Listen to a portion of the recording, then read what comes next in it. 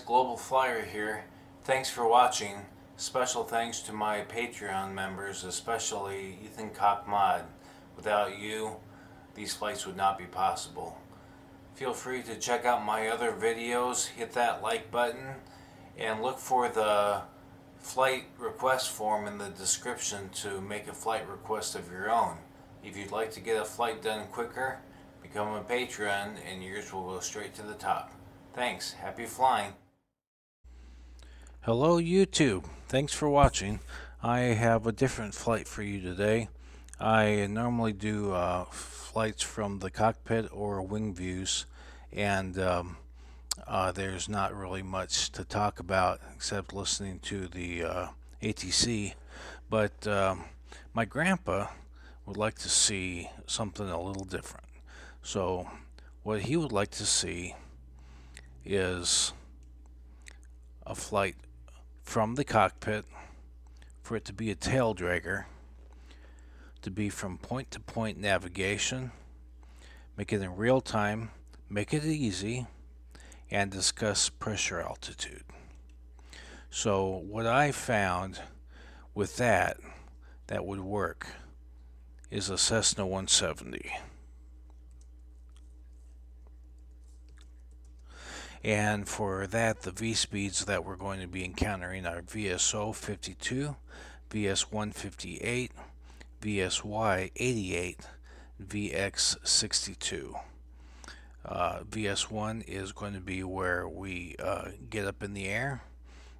62 is the best angle of climb or best rate of climb, and 88 is the best time to altitude. So we are going to be heading up here. Let me get this started because it's going to take a minute to get going anyway. We are going to be going on a flight from Lincoln Municipal Airport. Oh, let's go back there. Where'd it go? There we go. And we are going to fly to Millard, and we're going to go that way by flying from Lincoln to the Omaha VOR, and then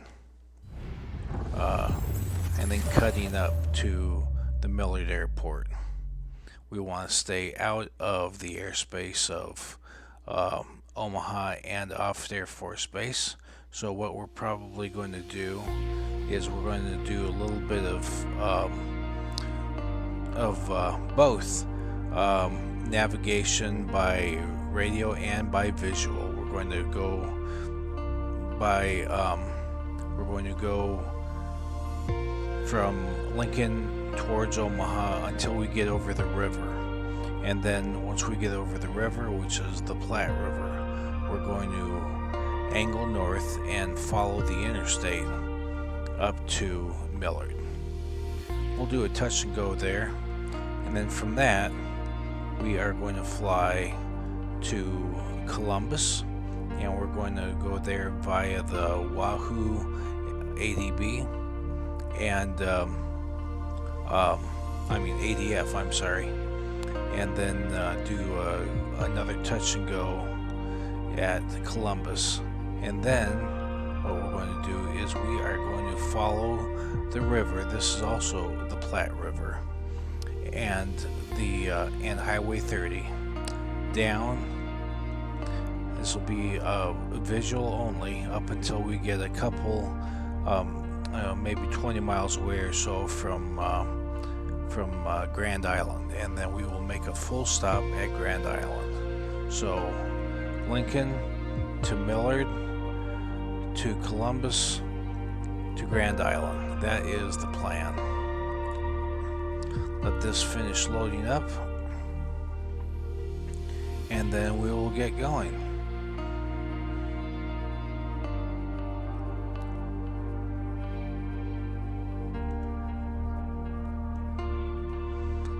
With the pressure altitude, standard temperature and pressure is 29.92 inches of mercury, or 1013 hectopascals.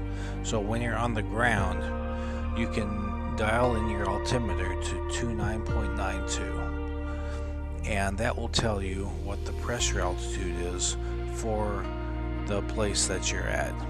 Now, why that matters is because whatever the pressure altitude is, that is going to be the altitude at which your aircraft is going to be flying. If it's at a couple thousand feet above what the actual ground level is, then it's going to fly at the performance of a couple thousand feet above. If it's a couple thousand feet below, which would be a stronger, more pressure, you're going to get it's going to fly with that higher performance. The higher in altitude you go, you lose a little bit of performance, and then the lower altitude that you go, it gets better performance. It sounds a little confusing right now, but I'm going to see if I can get that a little easier for you to understand. So we're going to go to Lincoln, and let's go to the ramp 109 parking. This is Duncan Aviation, which is a FBO, a fixed base operator at the Lincoln airport. I worked there for a while on the line, which I really enjoyed. And so we're just going to pretend that we got this plane right out of an annual from, an annual inspection from Duncan Aviation, and we're going to take it through its paces up to Grand Island. So here we go.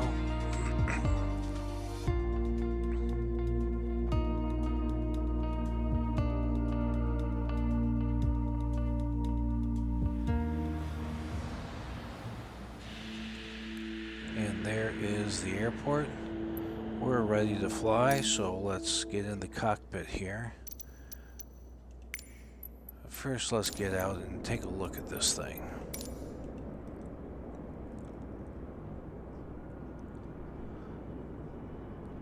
So, this is the tail dragger that I was able to find.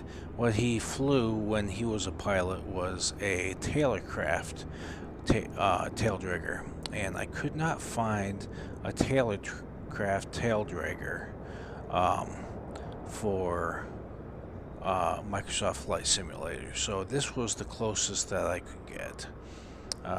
If we were pretending to be doing a walk around, we would lower the flaps first, and then we would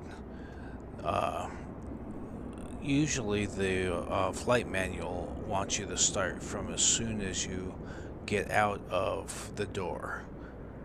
So we would start going aft. So we would start by looking at the skin of the airplane here.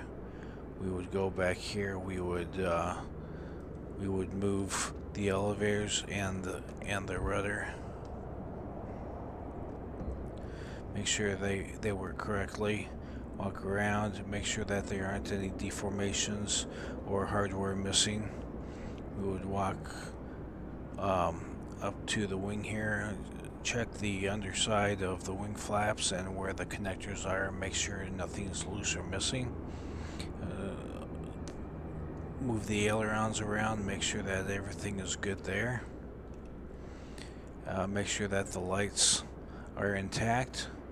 Come around here, look at the right wheel here, make sure that it has good treads on it and that it appears properly inflated, that the strut is in good condition, and then we would use a step up here to peer over the top, and we would open up the fuel tank here and make sure that there's fuel in it.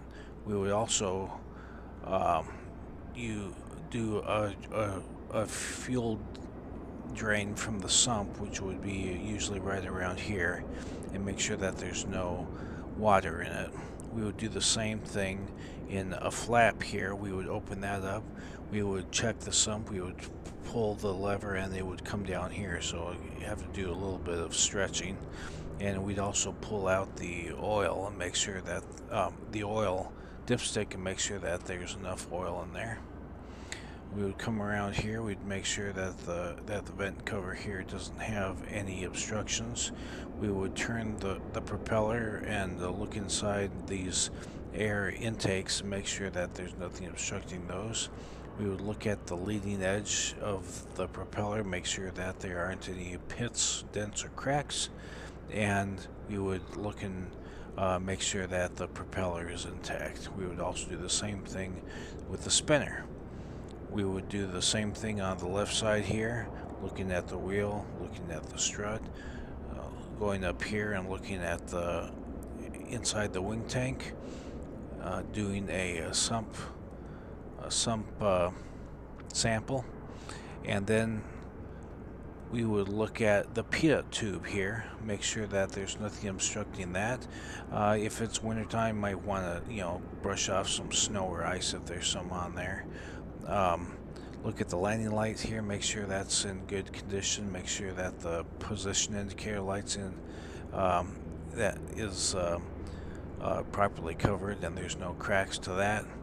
We would look at the aileron, make sure that there's no cracks, all the hardware is there.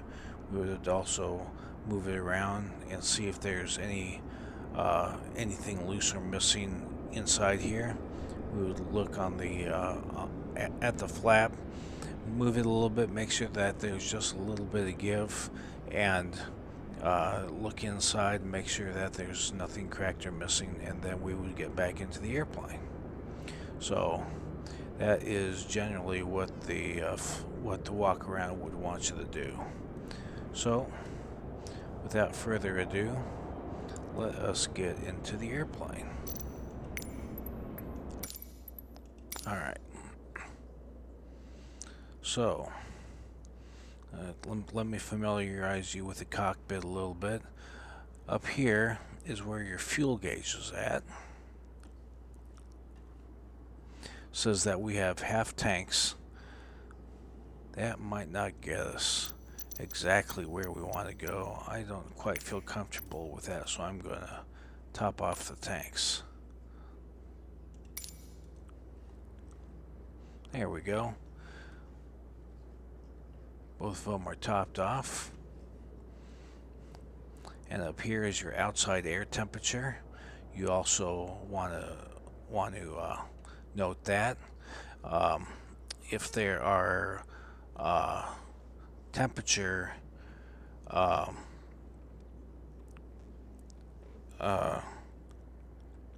annotations in the flying manual or in your pilot's handbook, it'll tell you if the temperature has anything to do with the flight characteristics, which it often does, and it'll tell you what to expect. So here is the yoke. The button here is to communicate with the tower or other aircraft. Let me get rid of that a second. Here is your COM 2 and NAV 2 radios. Your COM 1 and NAV 1 are going to be over here. This obviously is not stock. This was put in later than when the aircraft was built. This is your transponder here. You're going to want to put in 1200 because we will be flying VFR. So here's your starter. When you start that, you're going to want to have the magnetos put to both and your fuel selector to on. Your mixture here out, and then put it in to start. And then as you get higher, we're not going to worry about it today because we're only going to go up to about 4,500 feet, but even right at about 4,500, you're going to want to pull it back a little bit and lean out the mixture so that the engine has a good air to fuel ratio to burn properly. Cabin air, cabin heat, carb heat, we're going to use that when we have low RPMs because when the RPMs go down, the heat dissipates a little bit, and the air being sucked in can cause some moisture to build up and sometimes some ice. So you put the carb heat on and that gets rid of that. Master switch, we're going to turn that on when we're ready to go. The beacon, we're going to turn that on just before we start the engines. Radios, we're going to get those on. The landing lights, we're going to put those on just before we take off, and we're not going to worry about the strobes. So here we go. Let us turn on the master. Let's turn on the radios. There's that. I am going to put the transponder on standby, and it's already at 1200. Going to make sure that the throttle is closed. We have enough amperage to start the engine. When we do start it, we're going to look immediately at the oil temp at the oil pressure. Make sure that is in the green, and the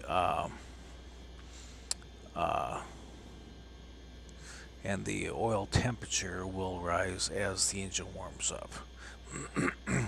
Okay, so let's go. First thing we're going to do in the start process is we're going to open this window, and we would yell clear prop even if we don't see anybody around. Lets them know that things are about to happen. We're going to turn the magnetos to both, and we're going to put in the mixture, put in a little bit of throttle. Okay, and here we go. We're going to start her up. Okay, oil pressure is good. Bring the RPMs down to about 1,000.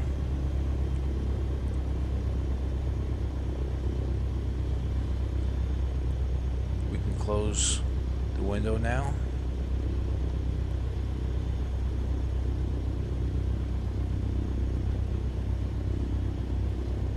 And let's pick up ATIS.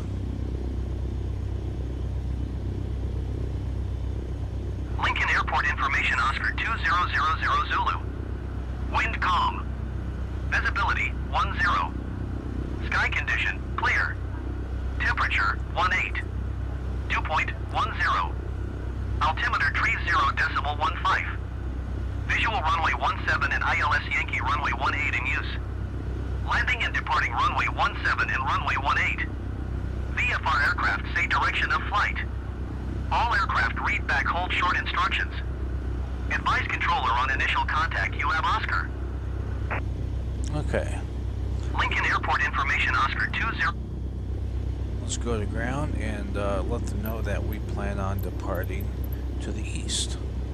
Lincoln Ground Cessna 2637 with Oscar request taxi for takeoff departure to the east. Cessna 2637 taxi to and hold short of runway 17 via taxiway Delta Juliet. Contact tower on 118.5 when ready. Taxiing hold short runway 17 via taxiway Delta Juliet Cessna 2637. Okay, I'm going to see if I can raise our point of view here a little bit. That's a little too much. Still too much. There we go. Okay, we're going to get it just a little bit above 1,000 RPMs, and we are going to get going.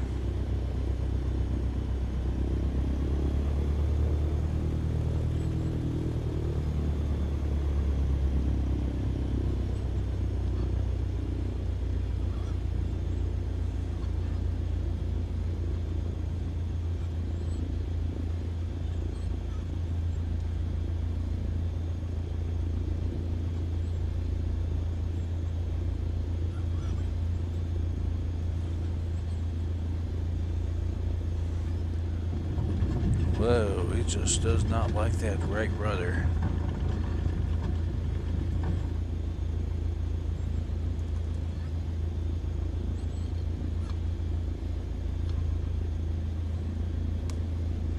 Alright, you know what? We are just going to do what you should never do, and that is taxi on the sod here.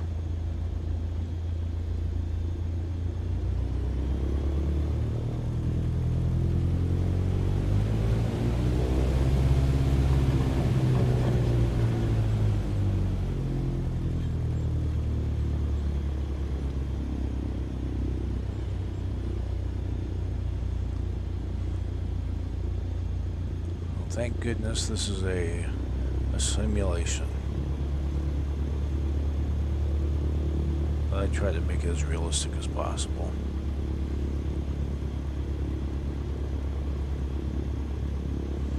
Was not the case there. But as we go down, we're going to make sure that our oil temperature is starting to rise. It's not quite risen there yet. You may notice that our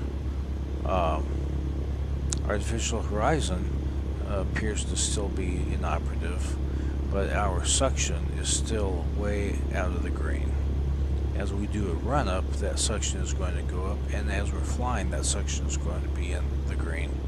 If we lose suction in the green, or lose suction in the air, then we will be losing our artificial horizon, and we'll be using other instruments as reference.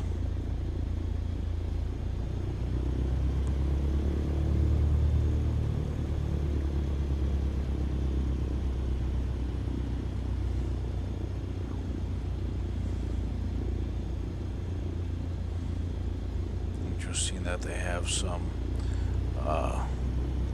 taxiway lights here that are on the taxiway. They still have some cleanup to do in the simulation, I'm afraid.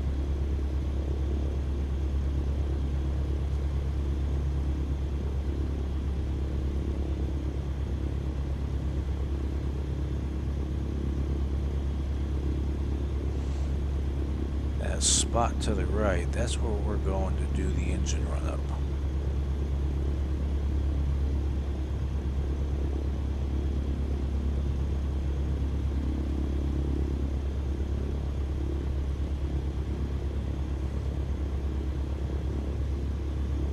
Get out of the way of that taxiway marker.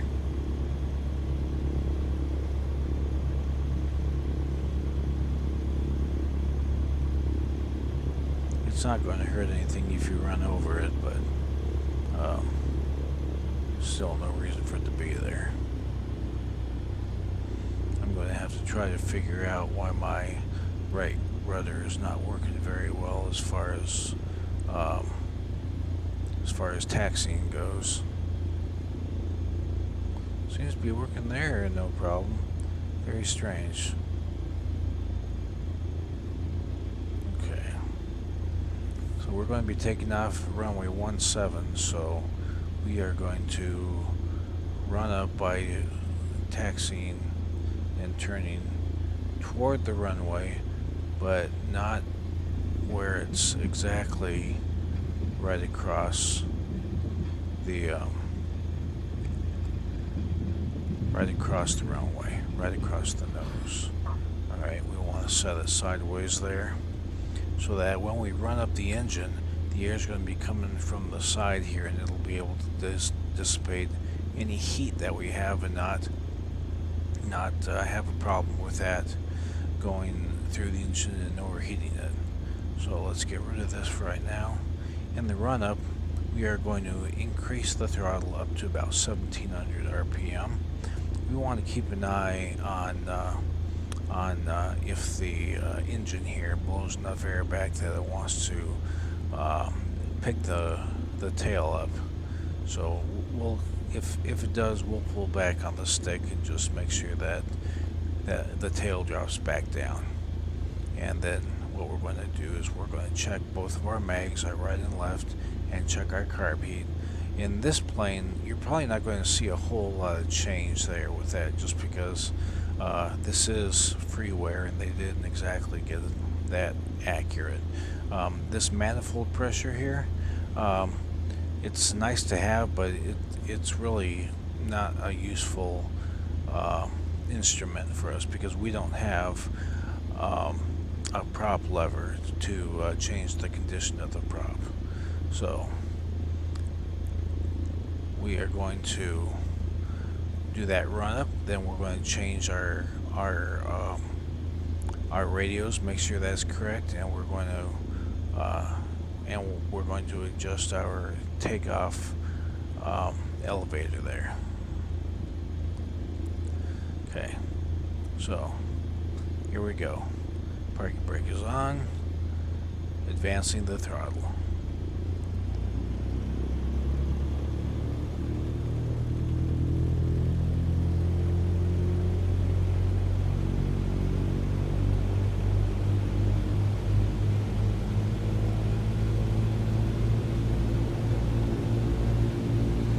There's 1700. Interesting that you don't see any suction there and no oil temperature. I wonder if those gauges are in up. I guess we'll find out. That still isn't moving either. But here we go. Move to the right first, and when it says right, usually what it means is the right one is engaged and the left one is off. Bring it back to both. Go to the left one, which means the right one is disengaged. Bring it back to both. Then hit the carb heat.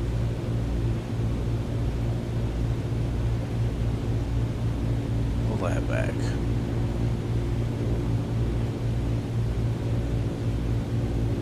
We're going to bring the throttle back down.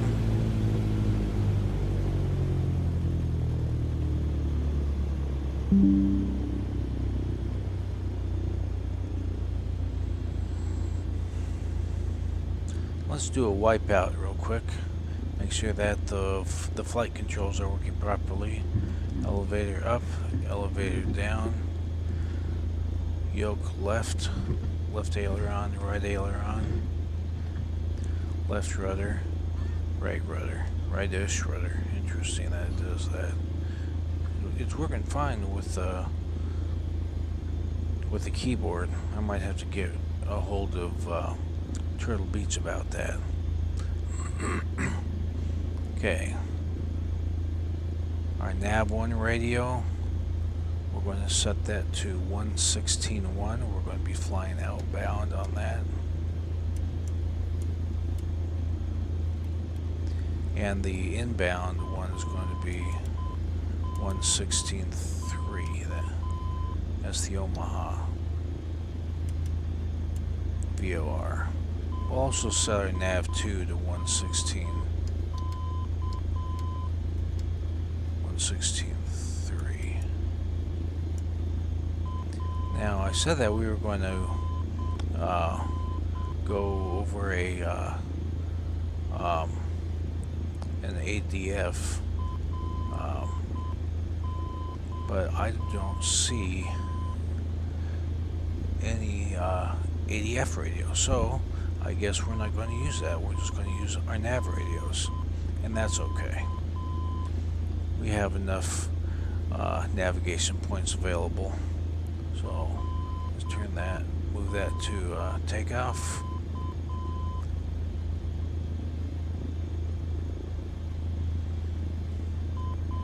Okay. Let's turn our transponder to altitude.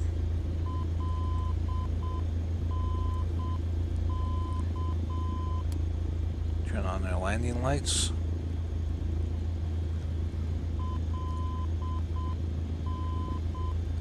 Go to the runway and let them know that we are ready to go.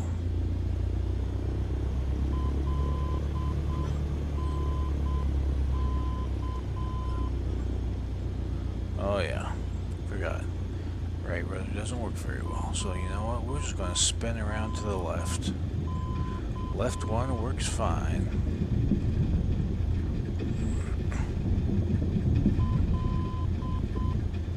Okay. Now one, we want to go on an outbound of about 060.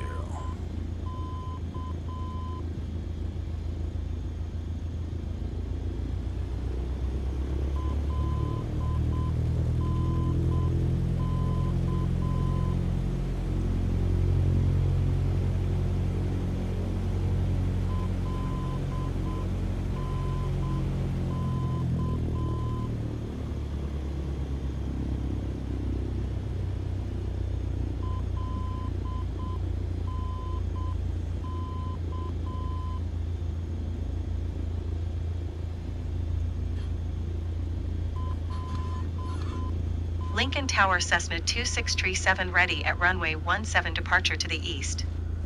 Cessna 2637 wind calm east departure approved. Cleared for takeoff runway 17. All right. Cleared for takeoff runway 17 Cessna 2637. I'm going to back that up a little bit, back our viewpoint up a little bit so I can see the RPMs, and I want to try to adjust my viewpoint here. Come on, just a little bit more.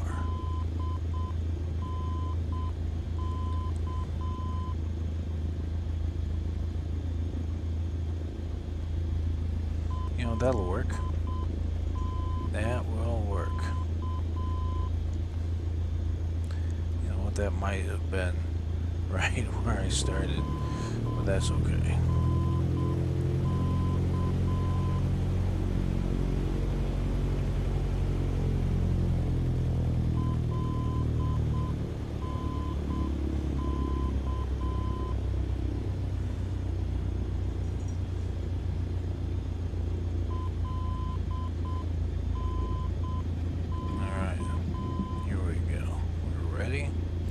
Is going to be coming across from the right, so we're going to be giving it a little left rudder and right aileron.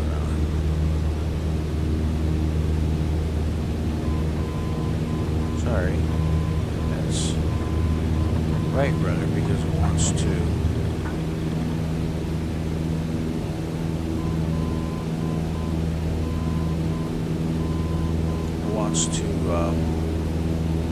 gosh, I cannot. Weatherbane, that's the word. Alright.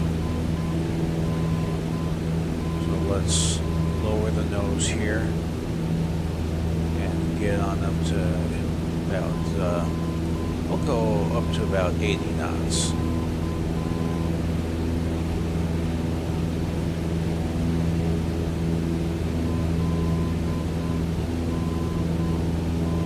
Cessna 2637 continue for east departure. Okay. So let's Lincoln Tower Cessna 2637 continue for east departure.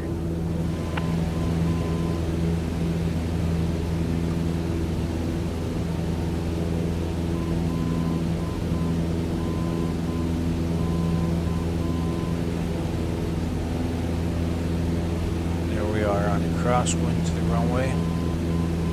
And we're just going to go out of the pattern on our crosswind here. Okay.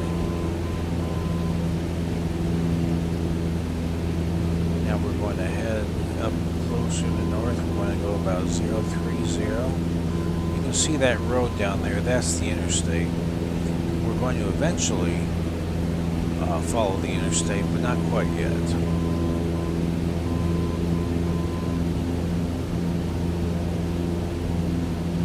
And we're flying VFR, so that means we're going to go up to an odd thousands of feet plus 500. So we're going to go up to 3,500 feet.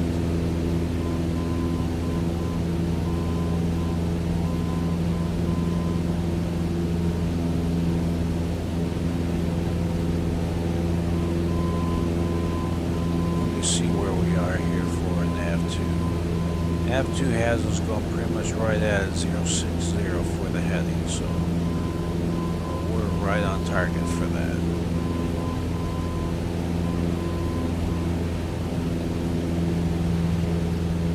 Goodbye, Lincoln.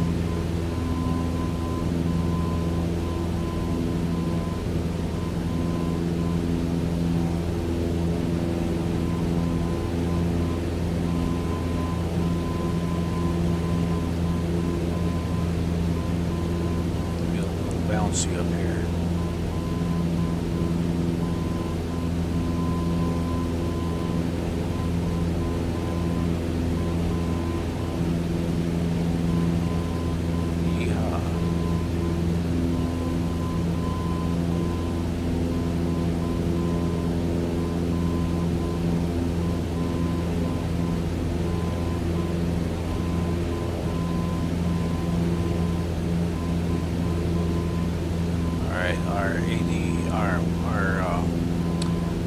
bar just went from to from. You see the white triangle here is now inverted. There's 3,500. Let's trim that down a little bit. Whoa, not that far down. Cessna 2637 leaving my airspace frequency change approved. Okay. Lincoln Tower Cessna 2637 frequency change. Minneapolis Center Cessna 2637 is type Cessna 4 miles northeast of Lincoln 3,600 feet. Request clearance to transition Charlie airspace. Cessna 2637 Minneapolis Center. Squawk 5556. Squawk 5556 Cessna 2637. Changed our transponder Cessna on us. 2637 radar contact 4 miles northeast of Lincoln 3,700 feet. Cleared through the Charlie airspace. Maintain on navigation. Cleared through the Charlie Trim it out airspace to Cessna about 90 knots 2637. here.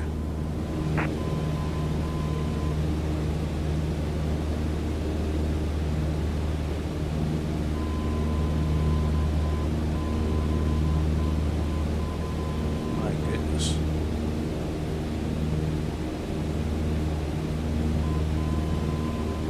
It is just bouncing us around like a rag doll. Should have the RPM. Yep, we're about 2350, so that's alright. That's pretty good.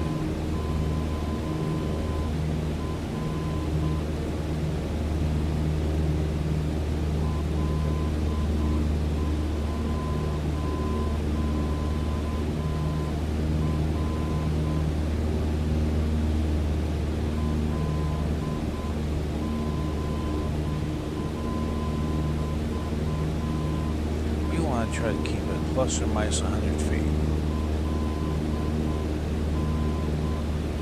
So far, we were able to do that.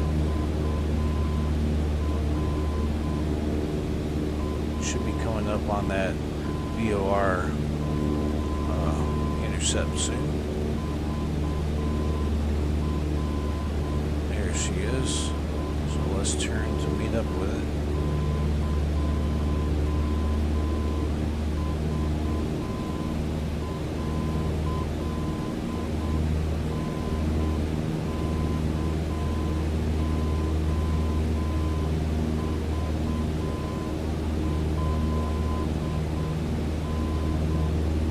Quite the wind pulling us there.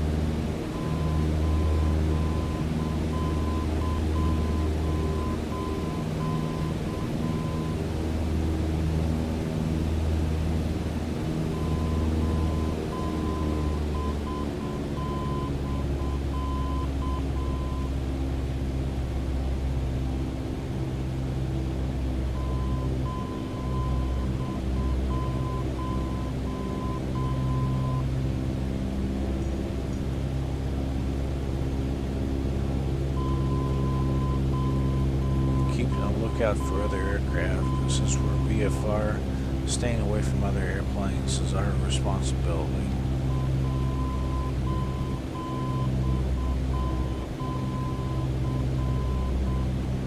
In Nebraska, we're it's pretty lucky here. These roads that you see, they are almost exactly 1 mile apart. So you can do S-turns with those roads as a reference when you're doing your flight training.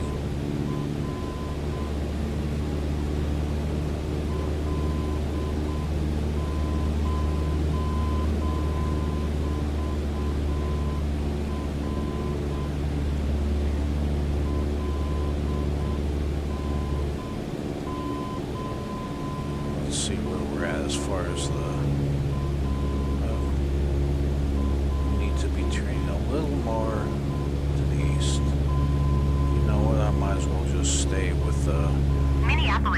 Southwest the Omaha 1824 VOR is now. passing flight level 300, climbing flight level 300. Southwest 1824 Minneapolis Center radar contact continue.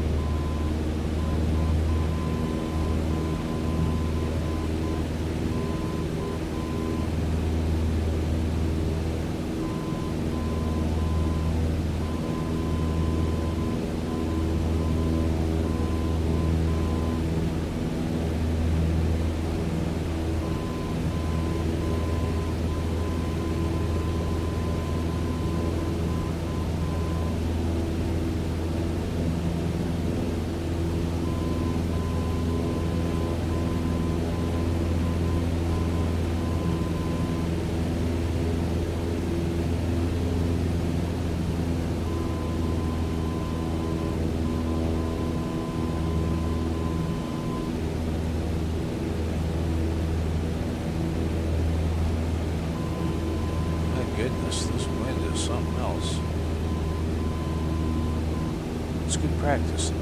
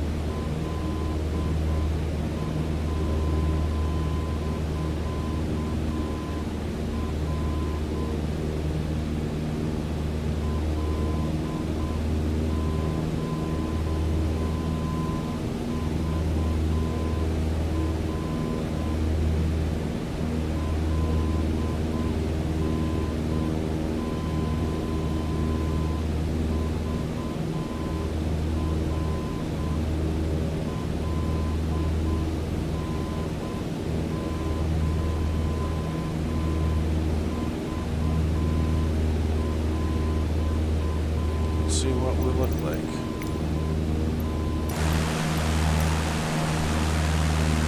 Oh yeah. Getting bounced around something fierce.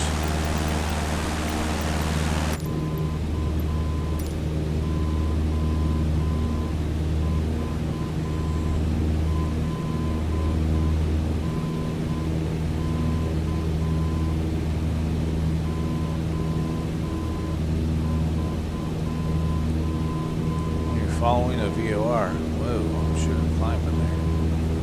When we're following a VOR, or when we're on an instrument approach, anything like that, you want to keep within 1 tick of your goal.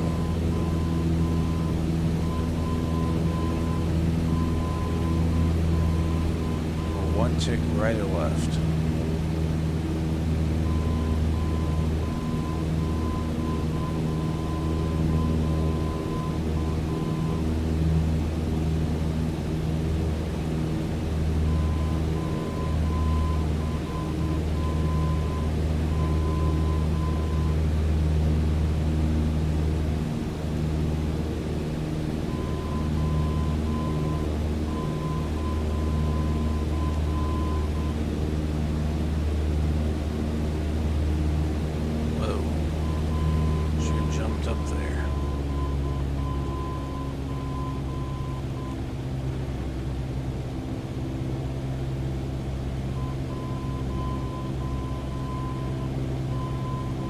If we hit an air pocket there or what, but it just shot up about 300 feet.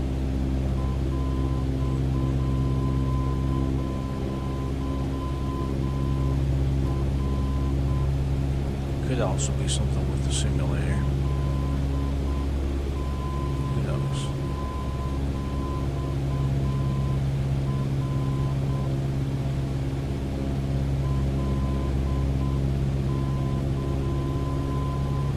See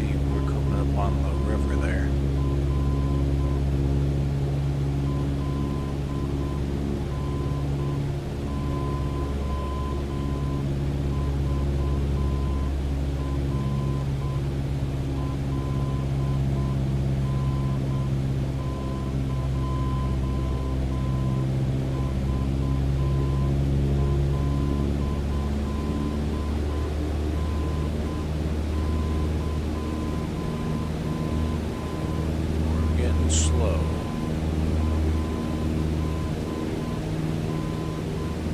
The only thing worse than getting slow is getting low and slow.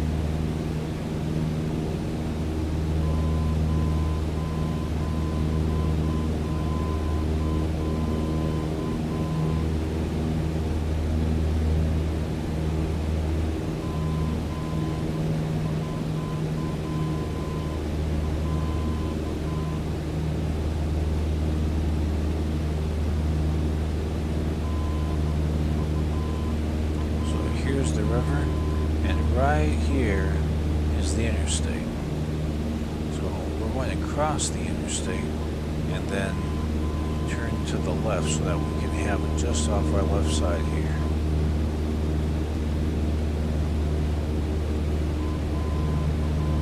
Oh, I am climbing.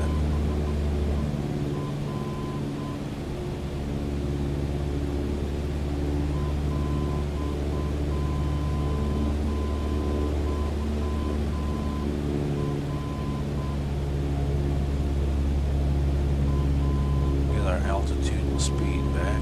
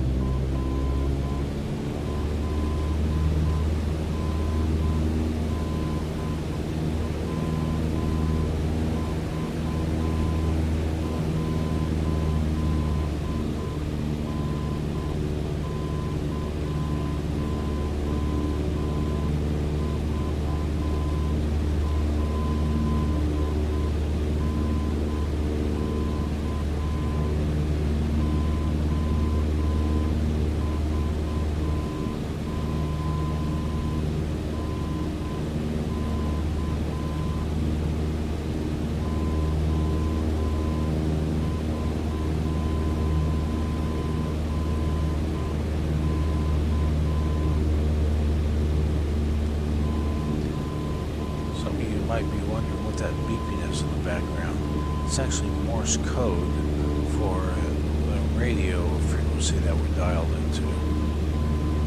Minneapolis Center Aero and Laces 1804 is at flight level 340 climbing flight level 340. Aero and Laces 1804 Minneapolis Center radar contact continue.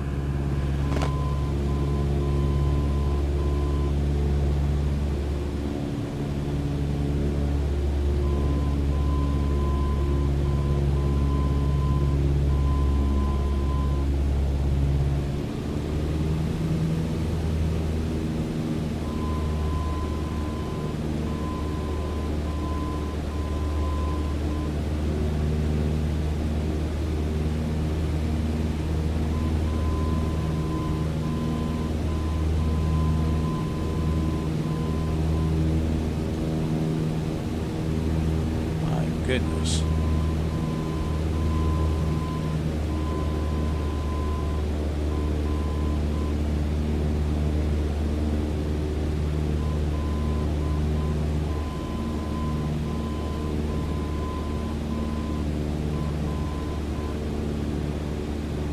If we were really in the air and had a passenger with us, we might want to give them an air sickness bag right about now.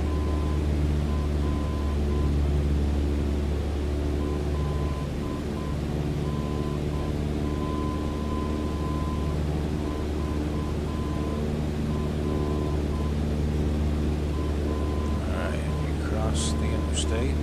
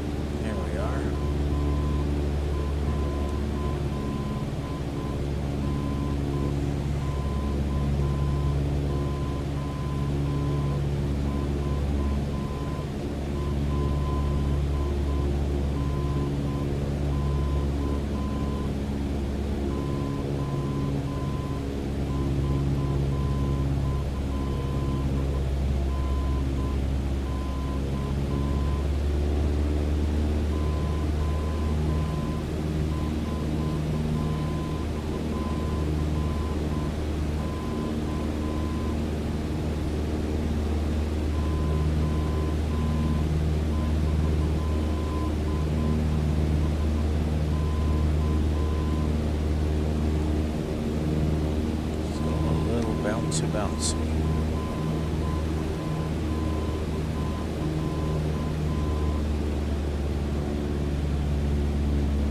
Southwest 1824, contact Minneapolis Center on 119.6. Good day.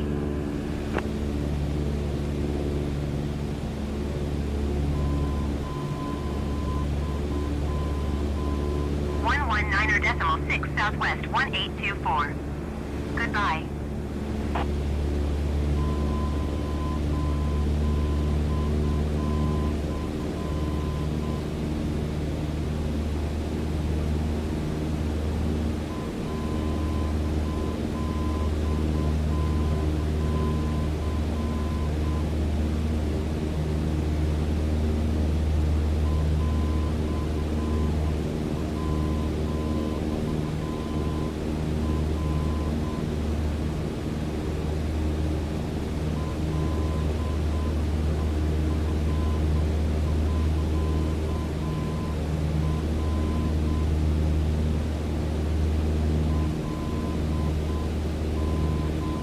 Cessna 2637, you're leaving my airspace radar service. Terminated squawk 1200.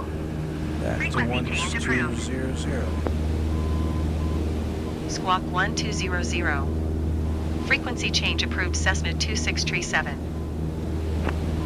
Omaha approach Cessna 2637 is type Cessna 1 miles north of November Echo 49 or 3,600 feet. Request flight following. Cessna 2637 Omaha approach. Squawk 0077. Squawk 0077 Cessna 2637. 0077. Cessna 2637 radar contact 2 miles northeast of November Echo 49 or 3,600 feet. Altimeter tree 0.1 tree. Roger Cessna 2637.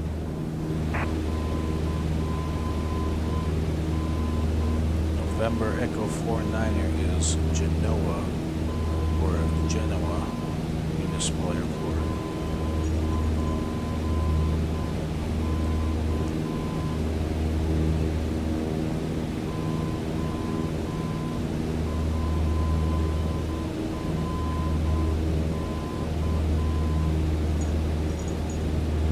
My goodness, we are not paying attention at all.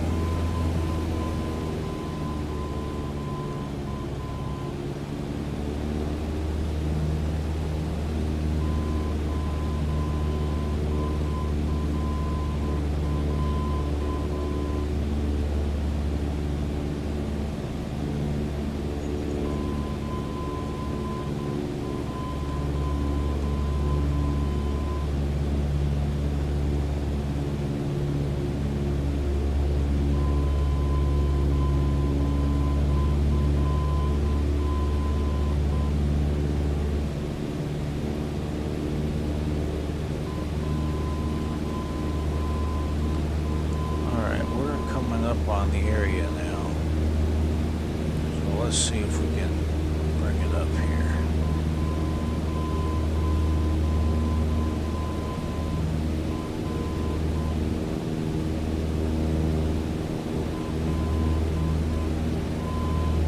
Oops. Millard. Kilo Mike Lima Echo, automated weather observation 2100 Zulu. Wind 328 at tree. Visibility 10. Sky condition clear. Temperature 18 Celsius. Dew point 10 Celsius. Altimeter tree 01 tree. Okay. We're going to go runway 30. Kilo Mike Lima Echo traffic Cessna 2637 6 miles southwest 3,500 feet inbound to land runway tree 0. And we're going to bring back the throttle to about 2100 RPM. Yeah, that'll work. And we're going to descend to 2,000 feet because field altitude is 1,000.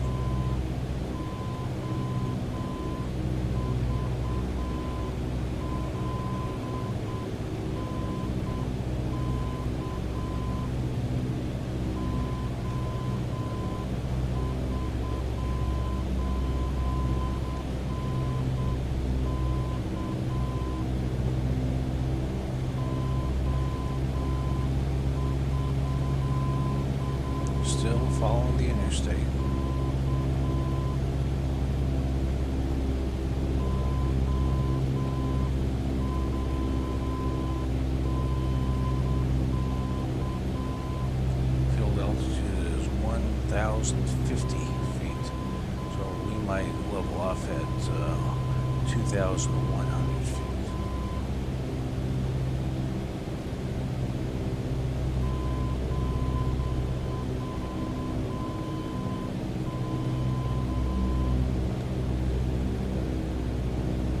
But we are close. That is for sure.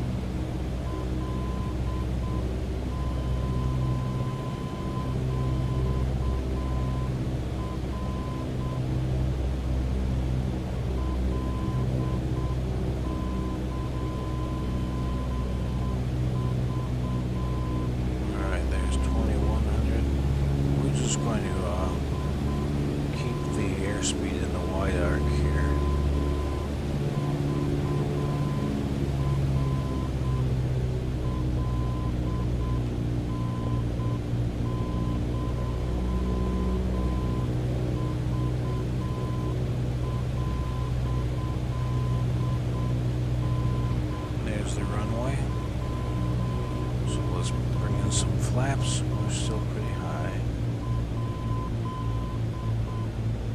So we're on base. Kilo Mike Lima Echo traffic Cessna 2637 is on base runway 30.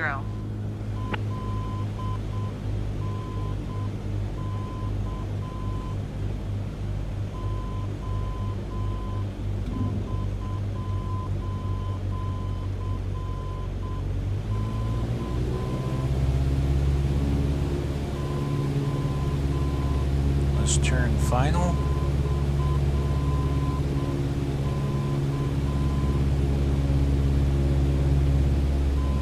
Kilo Mike Lima Echo traffic Cessna 2637 is on final runway 30 to land.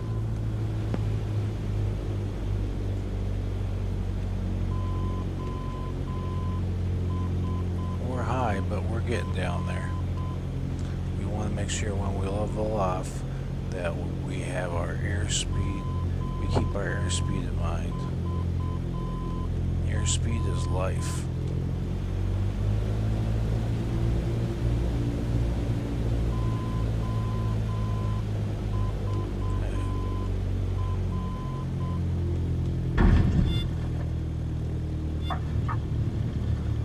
Okay, here we go. Full throttle. Flaps up.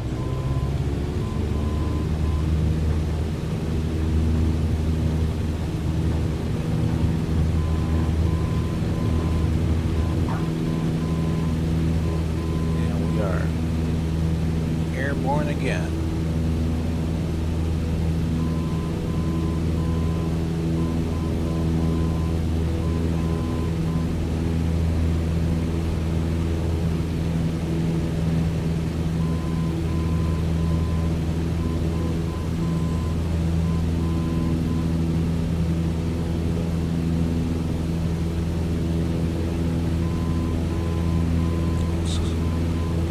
Trimmed down to about 80 knots, and this time, since we're going west, we're going to go up to 4,500 feet.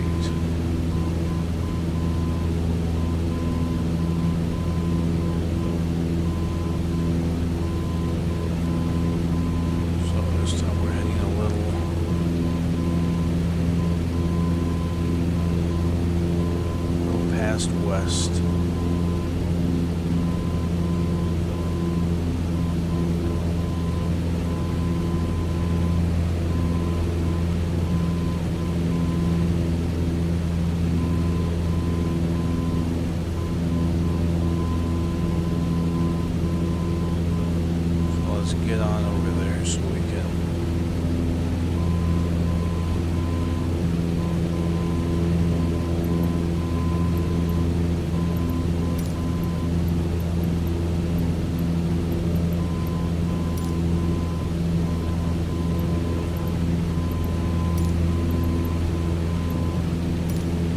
Omaha approach Cessna 2637 is type Cessna 3 miles northwest of Kilo Mike Lima Echo 2,300 feet.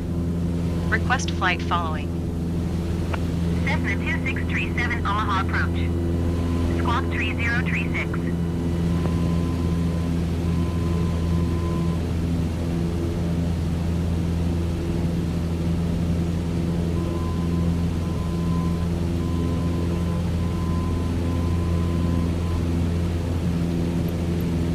Cessna 2637, did you copy?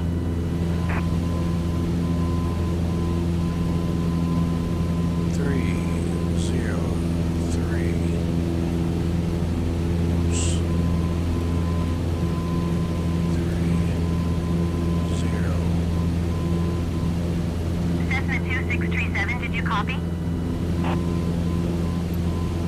Squawk 3036 Cessna 2637. There we Cessna go. 2637 radar contact 4 miles northwest of Kilo Mike Lima Echo 2,900 feet. Altimeter 30.13.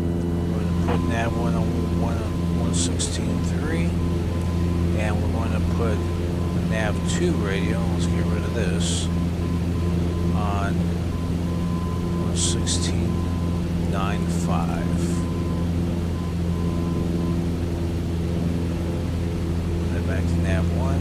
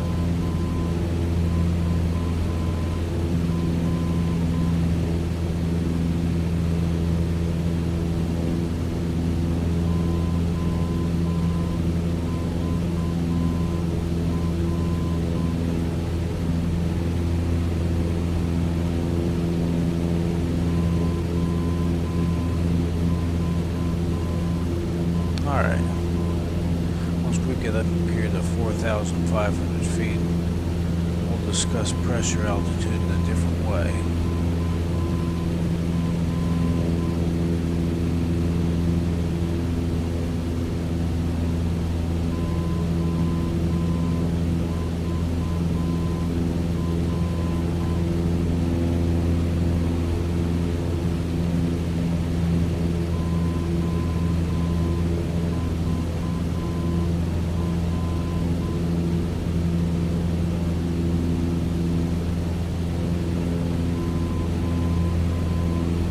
Alright, 4,500, let's trim everything back.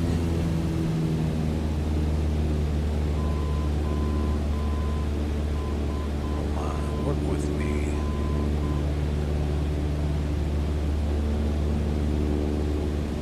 Alright, so our altimeter is roughly 3027, it looks like.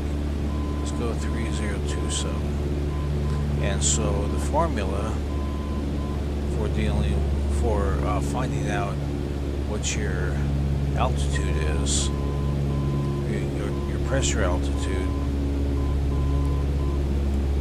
is,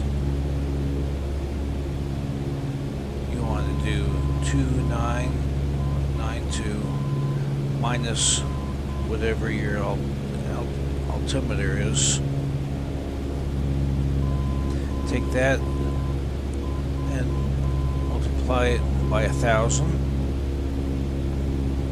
and then add that to your altitude. Okay?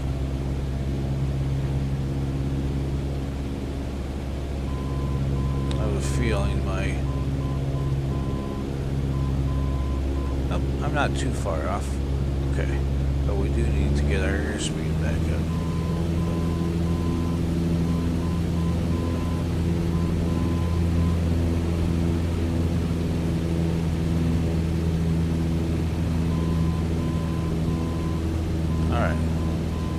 this case, what we're going to do, once we get everything all back to normal,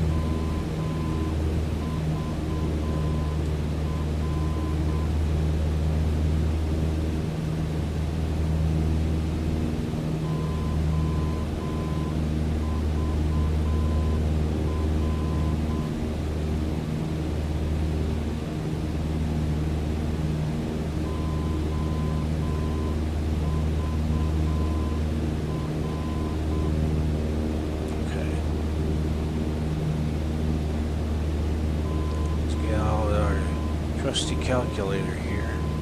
So what is this? 29.92 minus 30.37. No. Yeah, 3037. Negative 0.45. Multiply that times 1,000. And add it to 4,500. So the airplane is going to fly like it's just above 4,000 feet. That's how you tell your pressure altitude when you're in the air.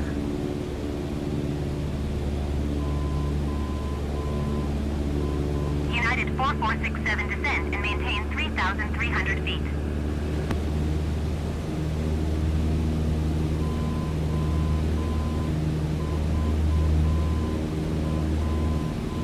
Descend and maintain 3,300 feet, United 4467. See if we can pick up this VOR yet. Nope, not yet. So that's alright. We can hang out with Omaha VOR for a pretty far distance.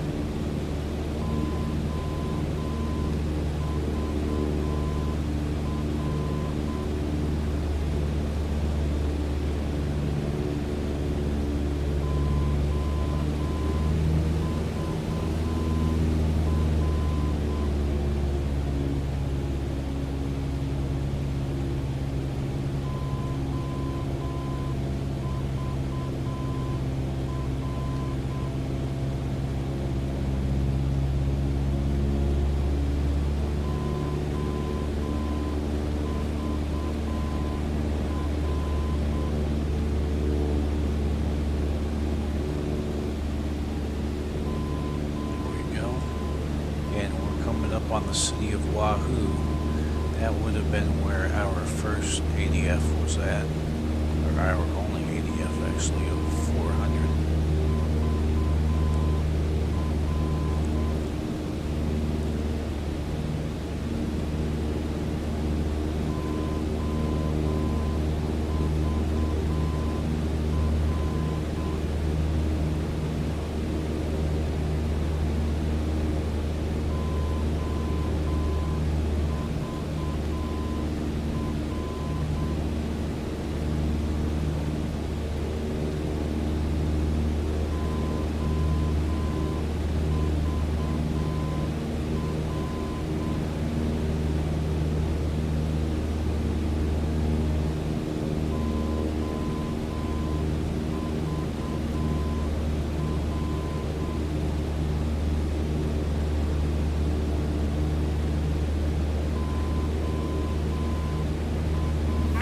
Center, American 1888, flight level 400.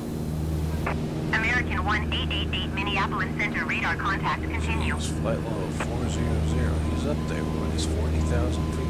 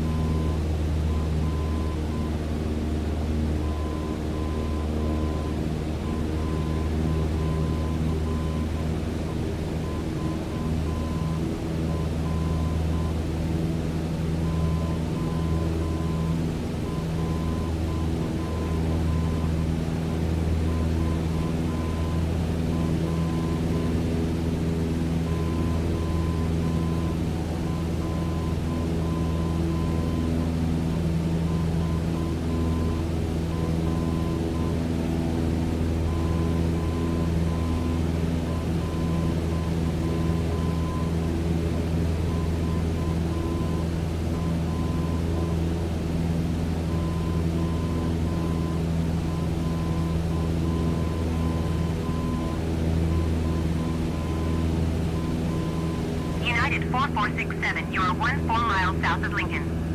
Contact Lincoln Tower on 118.5 when inbound on the approach.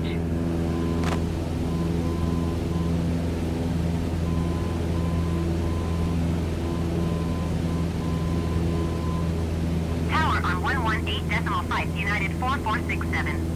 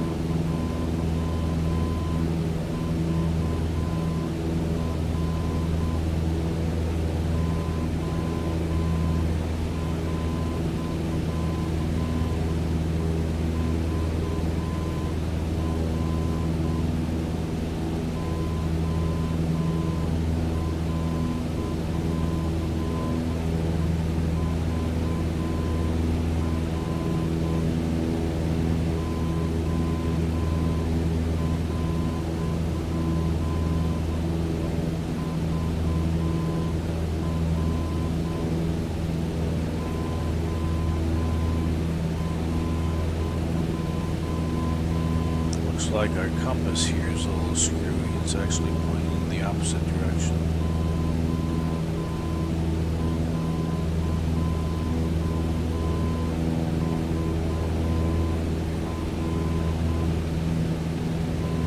There's Wahoo, and there's their airport.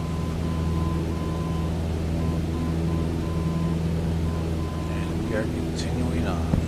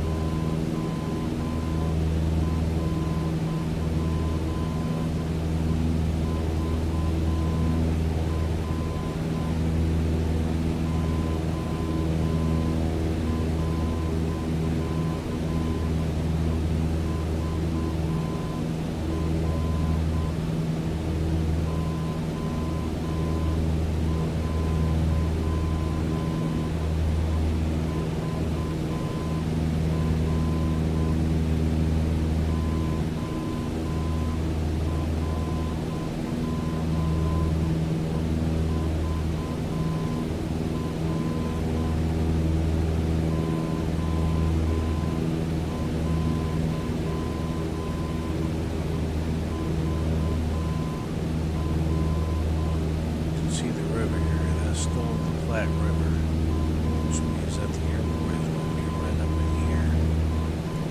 And after we do another touch and go, we're going to follow the river straight down to Grand Island. Full stop.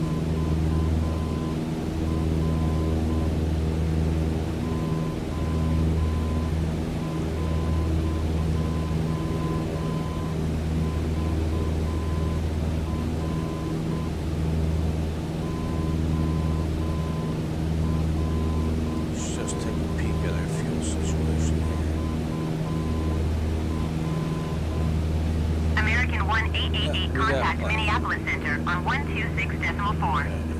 Good day.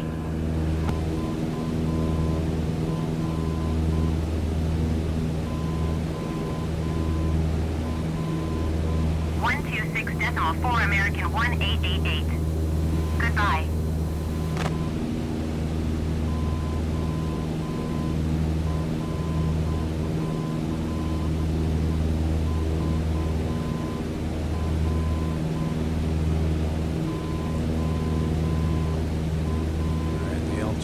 This airport is 1,447 feet, so we're going to round it off to 1,500 feet.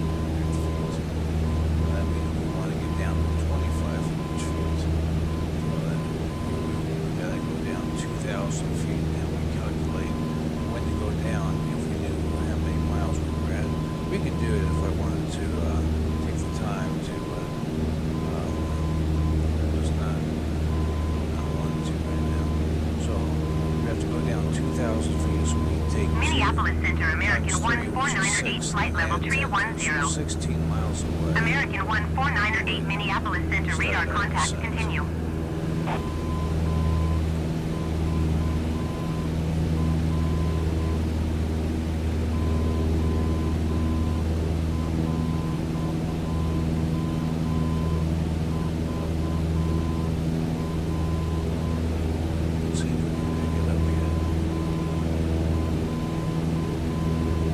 Roger, Cessna 2637.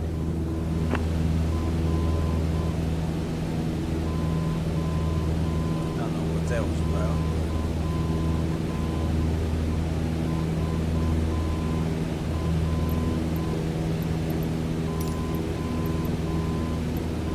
There's Columbus. Let's see what we're looking at for weather. Kilo Oscar Lima Uniform Automated Weather Observation 2100 Zulu. Wind calm. Visibility 10. Sky condition clear. Temperature 17 Celsius. Dew point 10 Celsius. Altimeter 301 tree. I like calm. Let's go runway 32. Kilo Oscar Lima Uniform Traffic Cessna 263-721 miles east 4,600 feet inbound to land runway 32. So it says we're 21 miles away. So we'll wait just a few more minutes.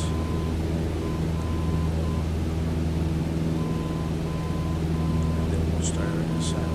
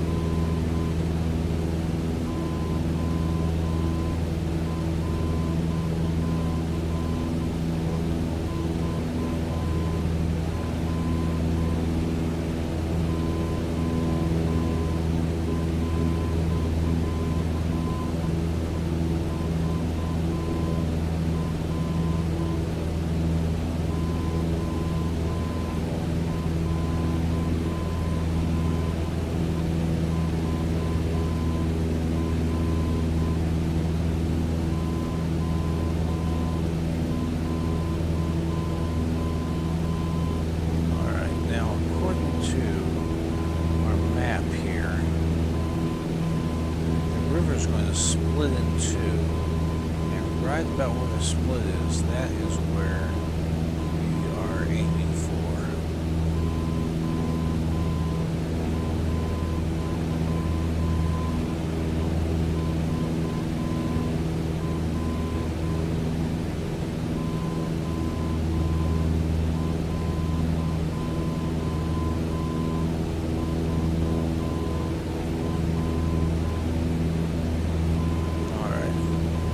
Start our descent, so let's bring our throttle back to about 2100.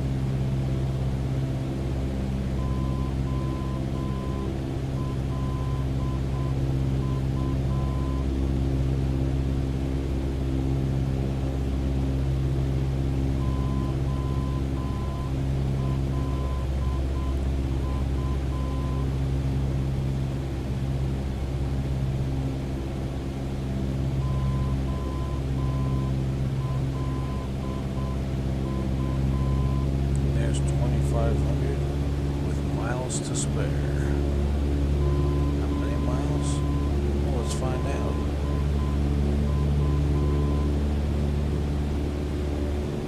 Kilo Oscar Lima Uniform Traffic Cessna 263-712 miles east 2,500 feet inbound to land runway tree 2. Still 12 miles out.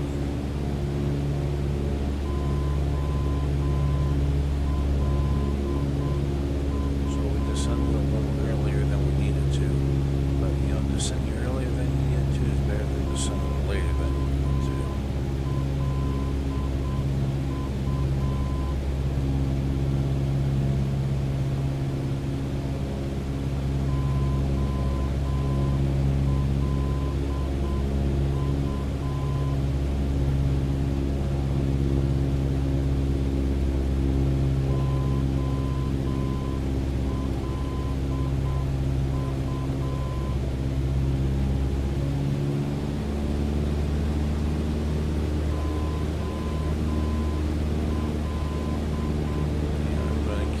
In that white arc again. No reason to go any faster than that.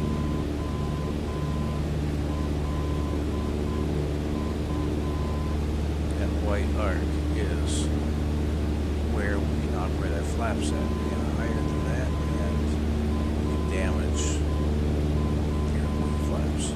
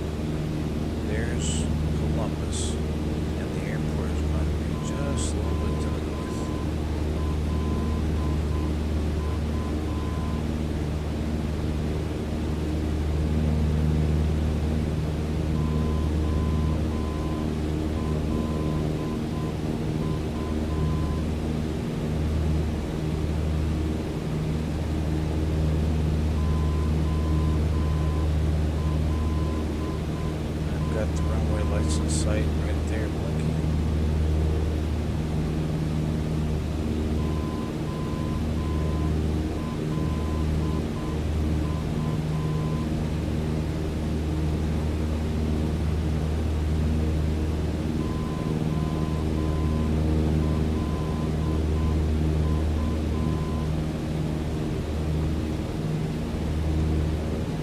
Please, good Lord, cannot keep my altitude, save my life today.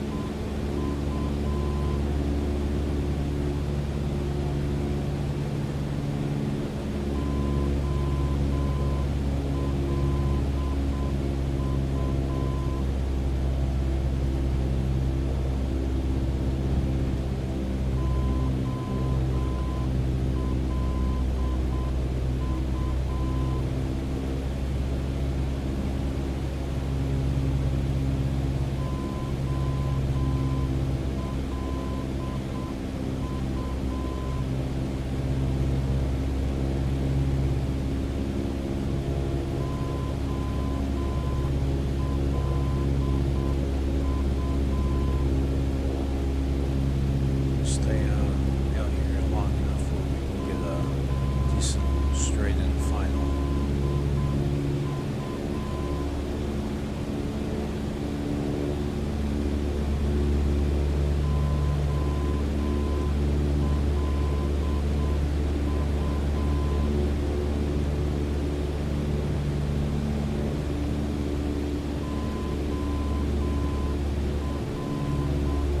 Might keep the view. Alright, start descending. Put in another degree of flaps.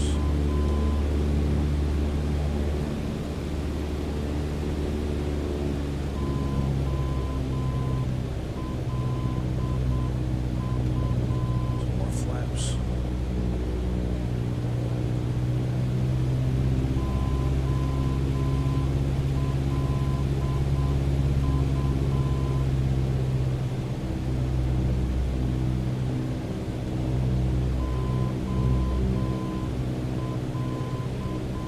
Let them know we're on final. Kilo Oscar Lima Uniform Traffic Cessna 2637 is on final runway tree 2 to land.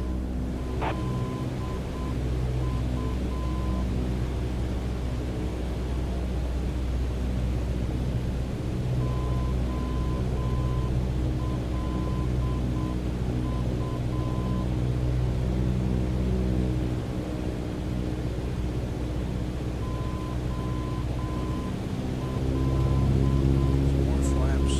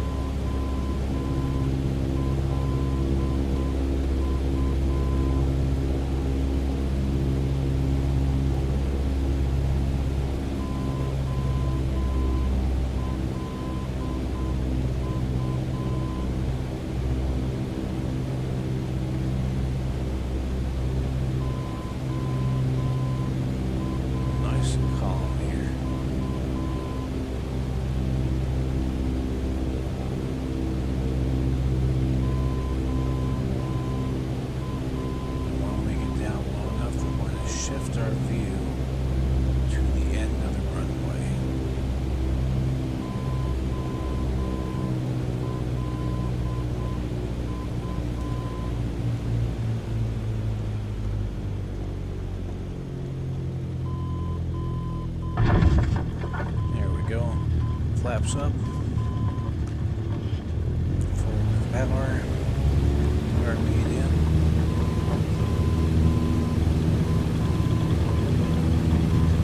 Rotate and up we go. We're airborne again.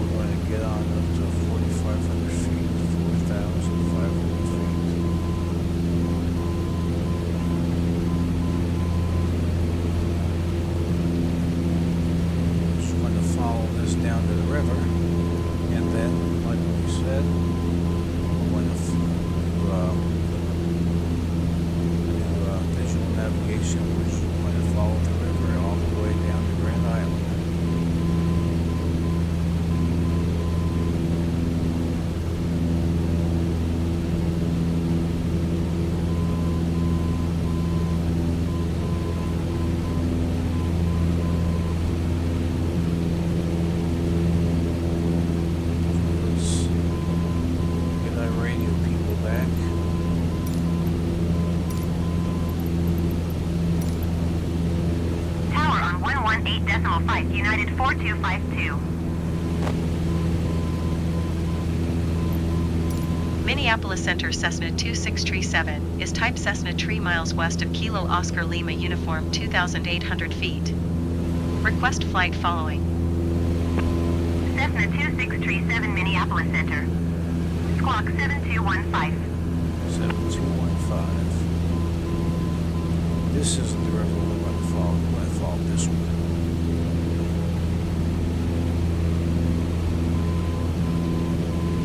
Squawk 7215 Cessna 2637.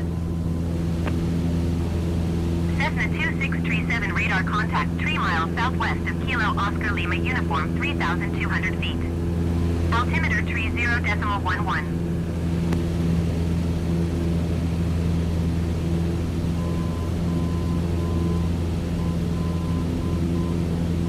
Alright, here we go on that last leg of the trip.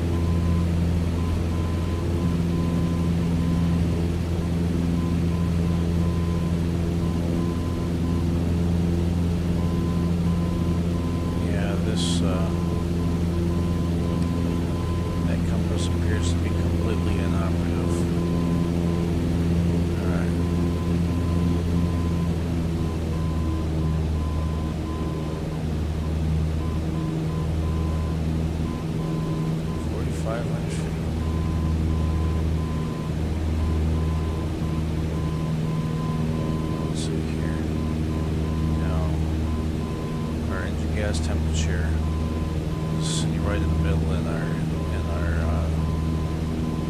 our cylinder head temperature is sitting at about 300, I believe. So with us being at 4,500 feet, if we wanted to, we could adjust that a little bit. You can tell that it's adjusting somewhat because the RPM is going a little up and down.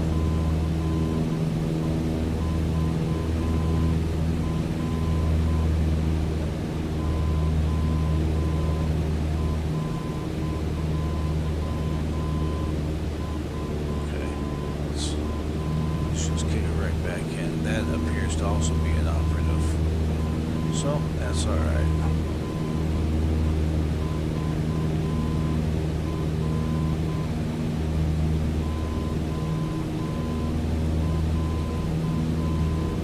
Your cylinder head temperature and your exhaust temperature are usually what's needed to navigate at higher altitudes. There's less air at higher altitudes.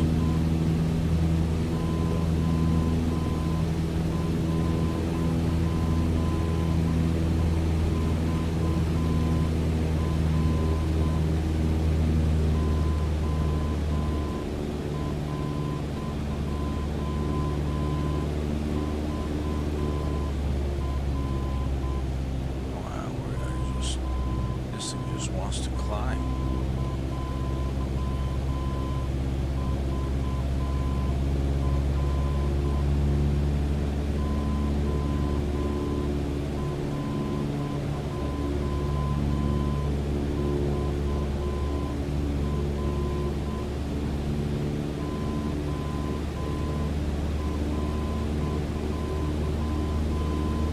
This plane just loves to climb.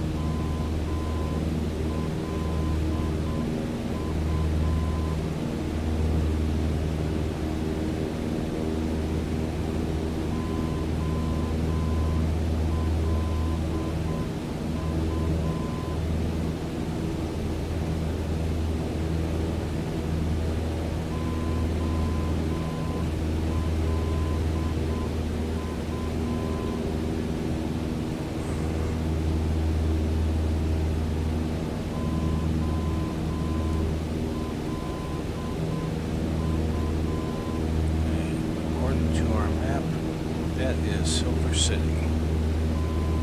So we're getting there.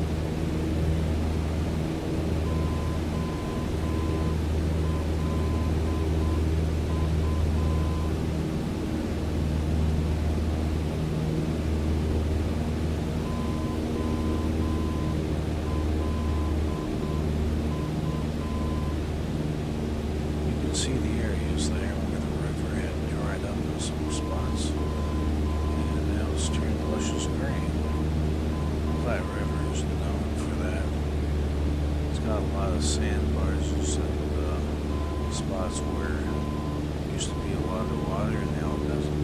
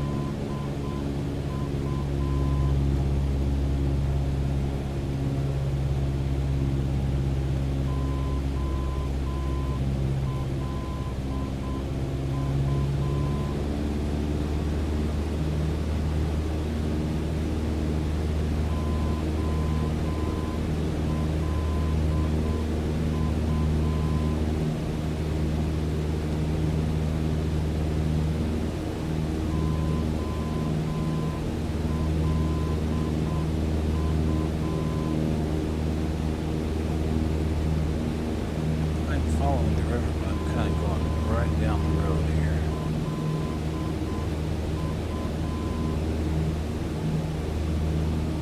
I think that's Highway 30.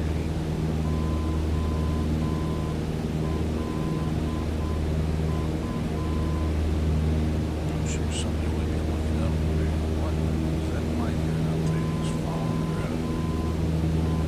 That's exactly what I'm doing.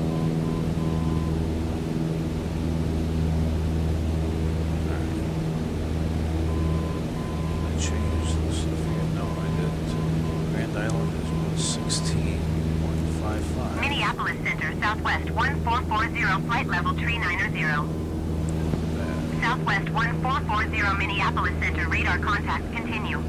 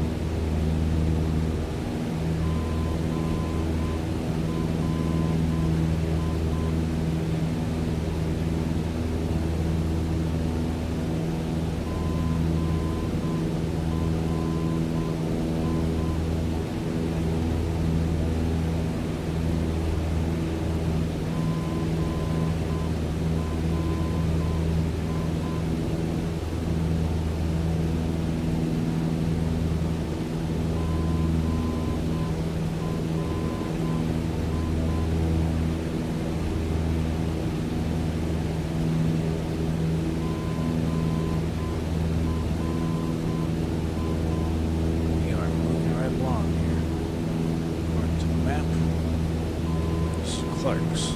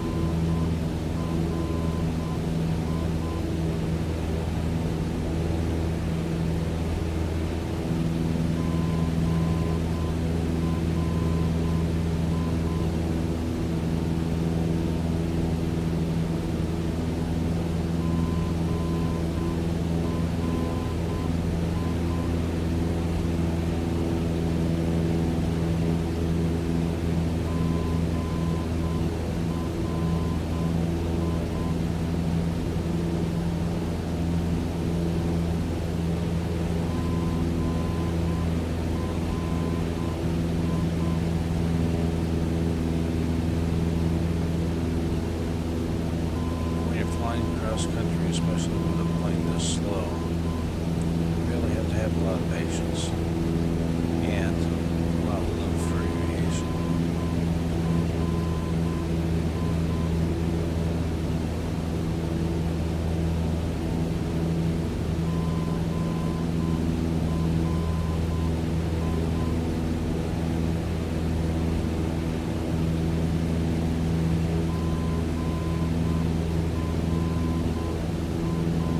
Roger, Cessna 2637. I don't know why it's been doing that lately.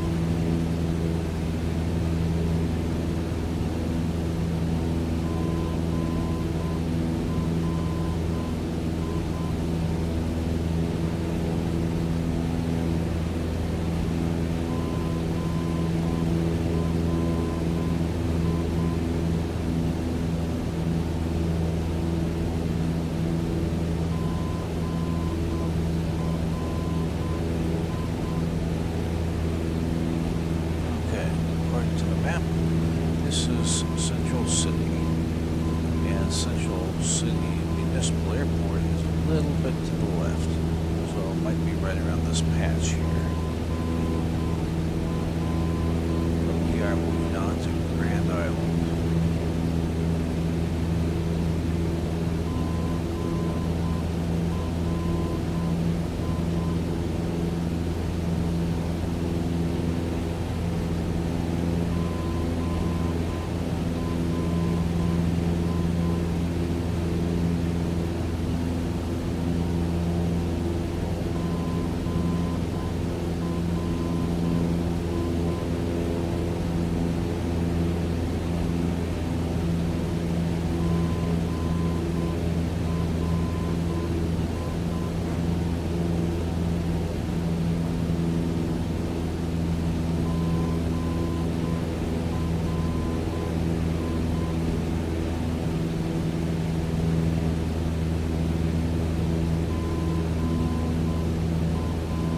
Southwest 1051, contact Minneapolis Center on 126.05.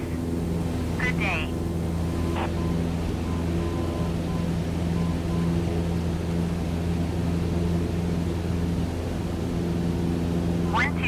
.05 Southwest 1051. Goodbye.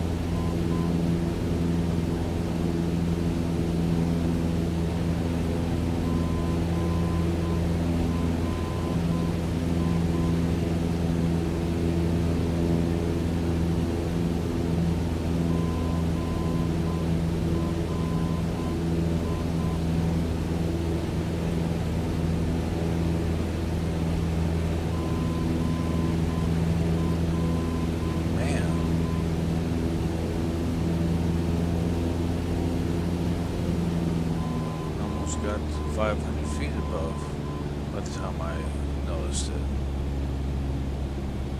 As my flight instructors would say, I'm not keeping up my visual scanning of my instruments.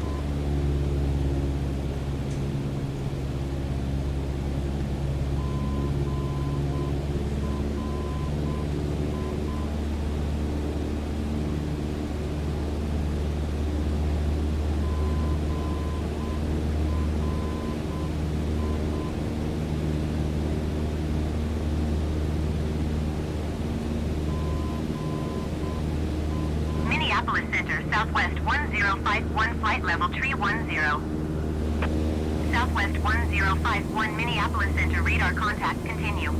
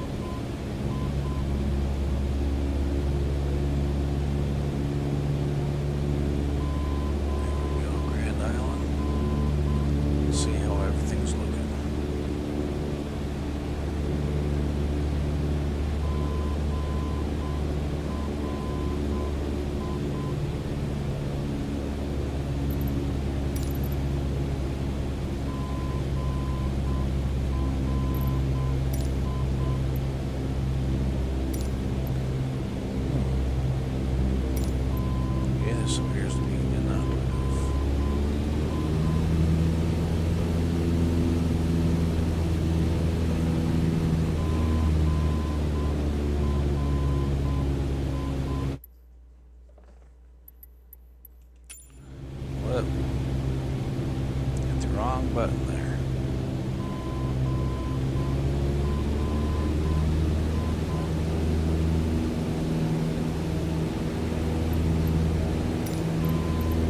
Grand Island Airport information, Sierra 2200 Zulu. Wind 096 at 5. Visibility 10. Sky condition clear. Temperature 19er. Dew point 10. Altimeter 30.09er. ILS runway 35 in use. Landing and departing runway 35. VFR aircraft say direction of flight. All aircraft read back halt short instructions. Advise controller on initial contact you have Sierra. Alright, so runway 35 it is.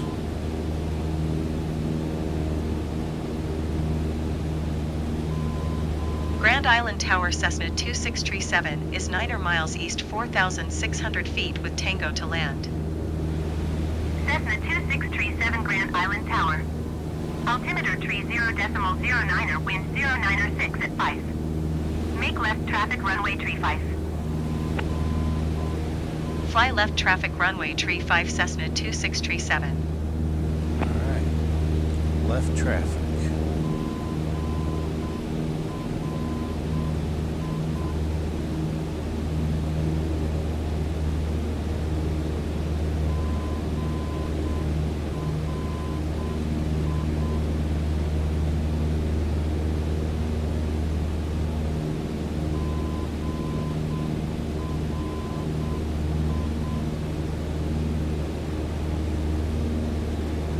Let's head over here straight to the VOR.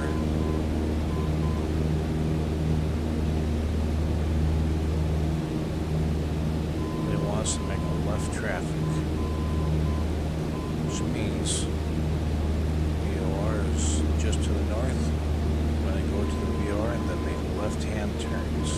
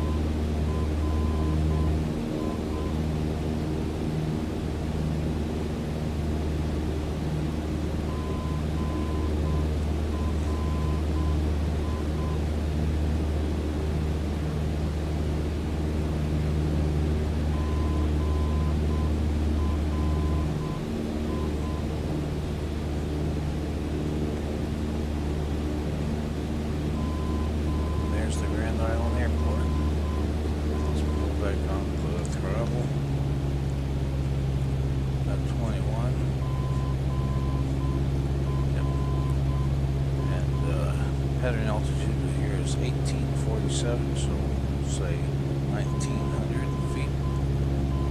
It's got a little higher as we've gone west. So we're going to go to 2900 feet.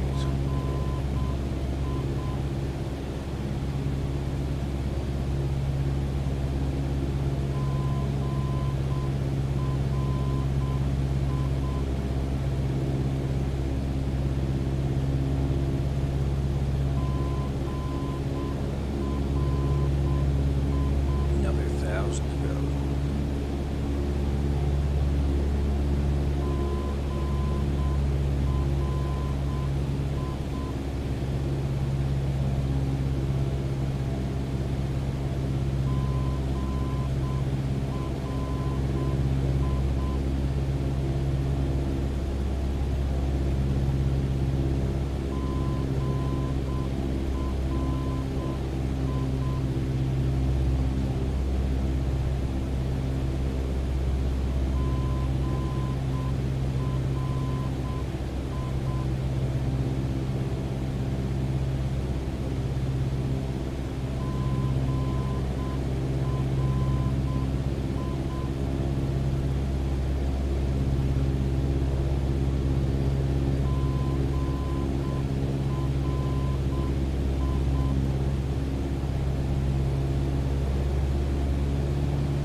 Here we go.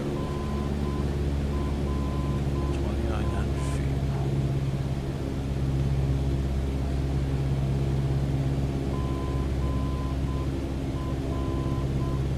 We'll keep it within the wide arc again.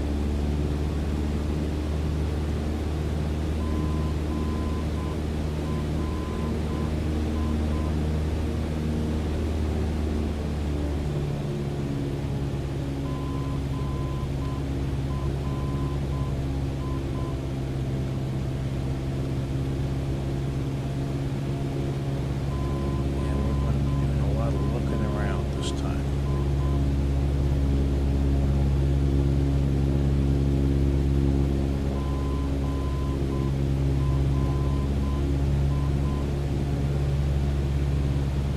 Here's the runway out there.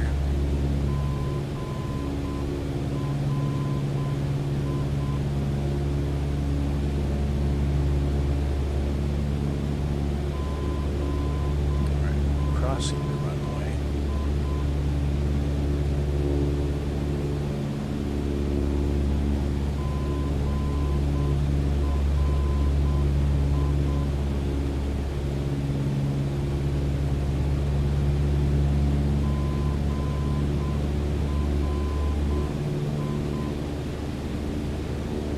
We want to wait until the runway is back here.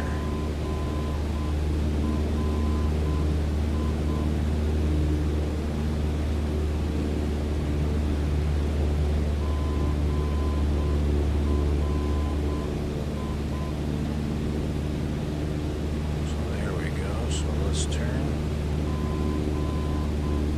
Turns within the pattern can be more than 30 degrees.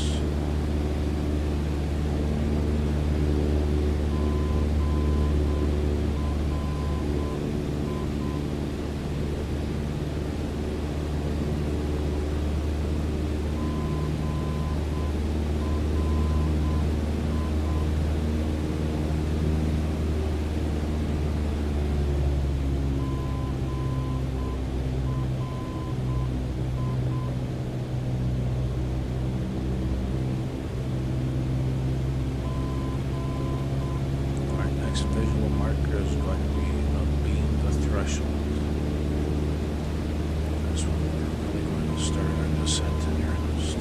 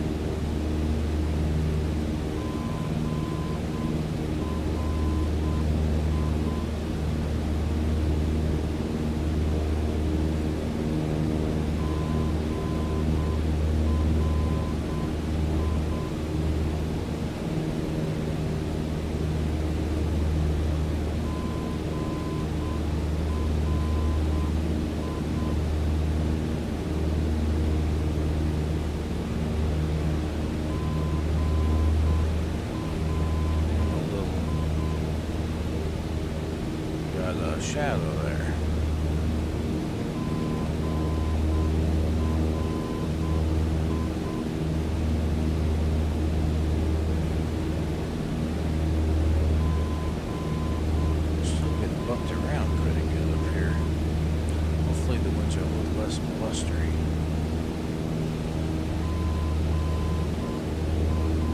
Close to the ground. Cessna 2637, wind 0906 at 5. Cleared to land runway tree 5. Alright, there we are. Clear to land runway tree 5 Cessna 2637. So, let's bring the throttle back to 1800.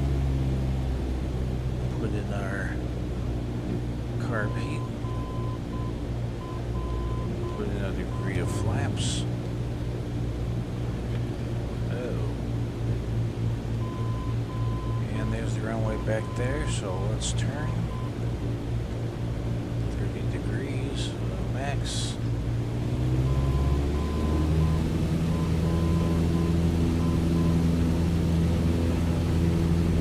Come on now.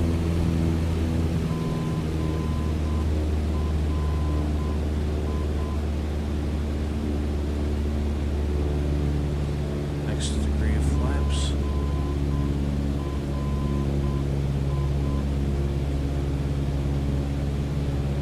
Whoa.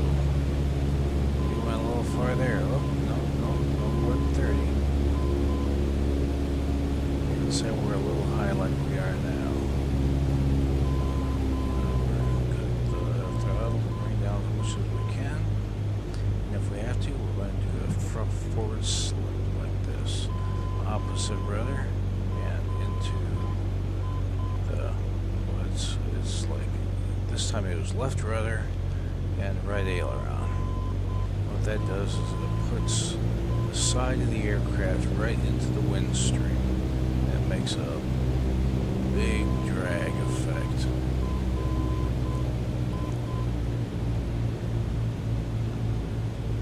Move our viewpoint to the end of the runway.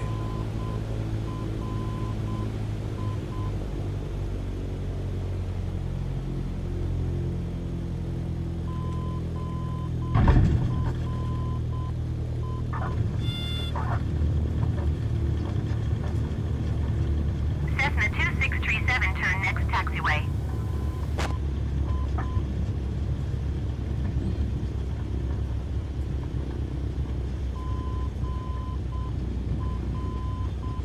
I'll be happy to do so when I can get to one.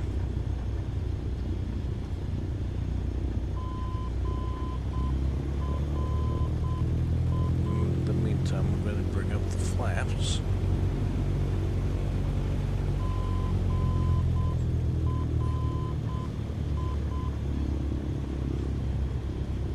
Cessna 2637, turn next taxiway.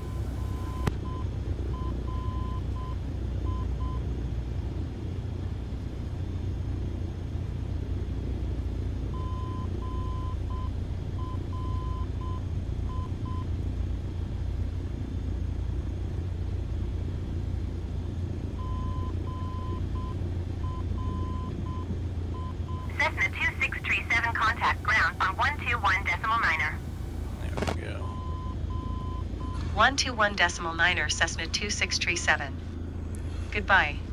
Slow it down there to a Grand stop. Island Ground Cessna 2637 request taxi to parking. Take this Cessna back to standby. 2637, taxi to general aviation parking using taxiway Bravo Alpha. Taxiing to Carb general heat. aviation parking using taxiway Bravo Alpha Cessna 2637. And landing lights off. Alright. We're going to go that way.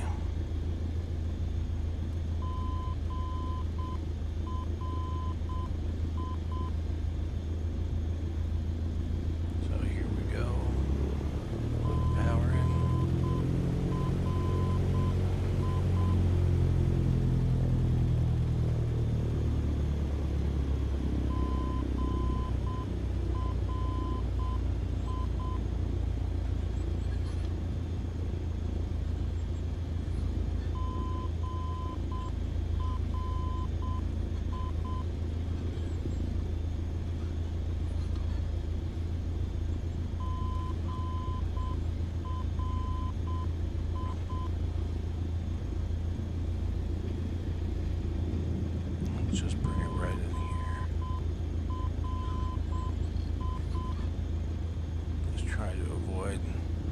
taxiway markers there.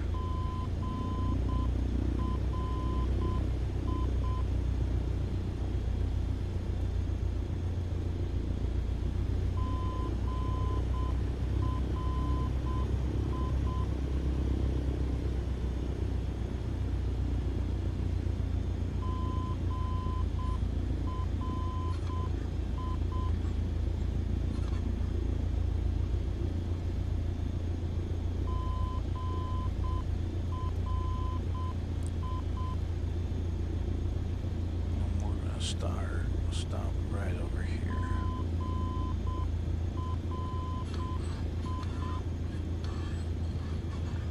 Okay. Now time for shutdown. Let's turn off our radios.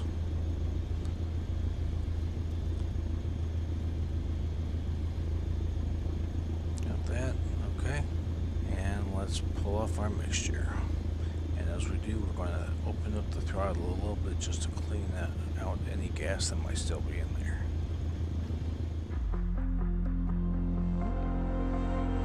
So there we go. 1 hour 52 minutes of flight time.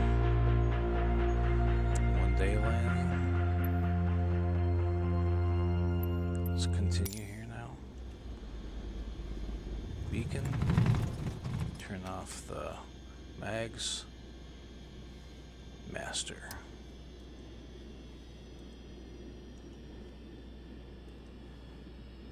And then we open up the door. But it's not wanting to open. Get me out. We'll just go out the old-fashioned way. So there we go. I hope I got all the aspects for you, Grandpa. Got a flight from the cockpit. It was a tail dragger, point-to-point navigation in real time. I think I made it relatively easy, and I talked about pressure, altitude. YouTube, thank you for watching. I hope you guys found it interesting, and I hope some of you found it constructive. Happy flying, and watch for more of my videos. Thanks. Bye.